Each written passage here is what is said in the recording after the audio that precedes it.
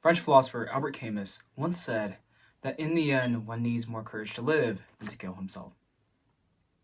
One of the most nuanced and unsettling issues to talk about is suicide. For some of us, it might be taboo, maybe it has impacted a friend or family member, or maybe it hits even closer to home. Suicide prevention has always been important to me, which is why the past few years I have partnered up with the Directing Change organization to create suicide prevention short films.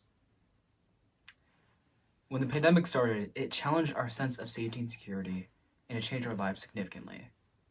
Unfortunately, the virus isn't the only pandemic going around, because according to the CDC, 1 in 4 young adults are struggling with their mental health. Today, I'm here to inform you why the suicide rates have been rising during the pandemic. The main components consist of lack of social interaction and structure, and lack of treatment for mental health. For many of us, the pandemic meant that we would be quarantined at home for a while. In exchange for good health and safety, we traded in our social interactions and structure. But teenage years are already hard to get through on their own. They can be confusing and fragile. That not having a support system or structure to get through it can be hopeless. CNN producer Elizabeth Stewart and associate writer on trends and culture Leah Amlish expressed the sentiment. In their article, a rise in student suicides has pushed the 5th largest U.S. school district to return to in-person learning. Published this year, they informed that the Clark County School District in Nevada has been closed since March of 2020. Since then, there have been 19 student suicides. The year before, there were only 9. In addition to that, the schools have been giving more Fs than ever. There has been a 90% increase.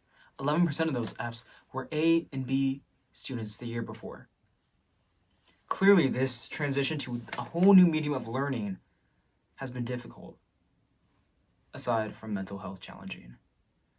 But it can be even more difficult when you have family or friends that you're quarantined with that distress your mental health.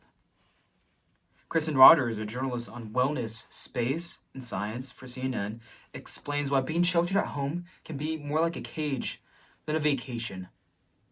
In her 2021 article, Mental Health is one of the biggest pandemics we'll face in 2021, she states that the rates of suicidal ideation are highest among youth in 2020, but especially among LGBTQ plus people.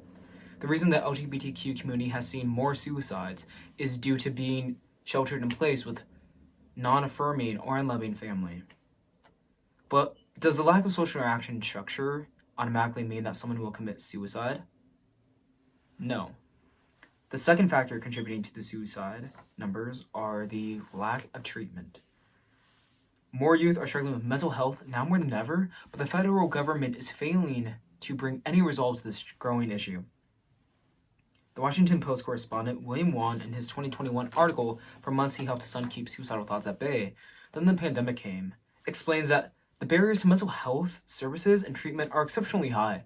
It's hard to get a referral, and when one is able to get a referral, hospitals don't cultivate an environment that welcomes that kind of struggle.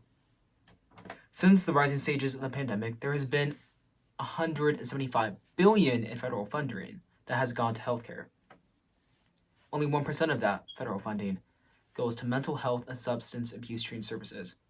So if you look at the pie chart, only 1.75 billion of that 175 billion is going to mental health services compared to the rest, which is going to other services, most likely treating COVID-19.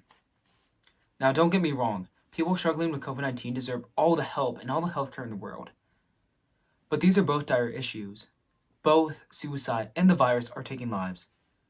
But maybe there's a bright side. Maybe there's a horizon. The Clark County School District has exercised 4,300 virtual wellness checks.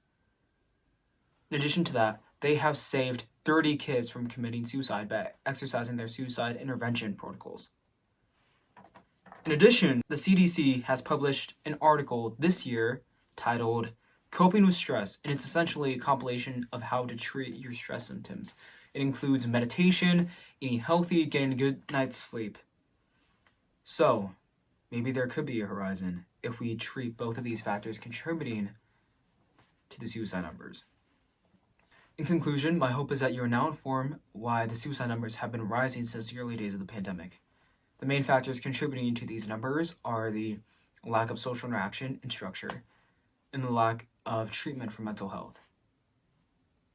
If you or someone you know is contemplating suicide, call the number on your screen right now. You are not alone. You are wanted, you are loved, and you are strong enough to get through this just like the rest of the world. God bless you.